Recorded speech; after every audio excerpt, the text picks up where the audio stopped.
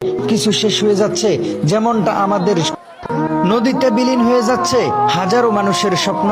আজকে আমি আপনাদেরকে শোনাবো নদী ভাঙ্গার গল্প। নদীর একুল ভাঙ্গে অকুল গড়ে, আল্লাহর কি এক লীলা খেলা। সব জায়গাতে নদী ভেঙ্গে সবকিছু শেষ হয়ে যাচ্ছে, যেমনটা আমাদের এই ঘরটা নদীতে পড়ে যাবে, বাকি আছে আর অল্প। বলতে বলতে বিরক্ত হয়ে গেলাম নদী ভাঙ্গার গল্প। বলতে যখন শুরু করলাম ছাড়বো না কিন্তু হাল। নদী ভাঙ্গন থেকে মুক্তি পাবো আমরা আজ না হয় কাল। আমাদের দেশে তো ভাই নেতা নেত্রীর নাই কোনো অভাব। নির্বাচনের সময় যখন আসবেন এই মানুষগুলাকে কিভাবে দিবেন জবাব। ভিডিওটা শেয়ার করুন যদি লাগে মায়া, আপনার একটা শেয়ার হতেই পারে শান্তির একটু ছায়া।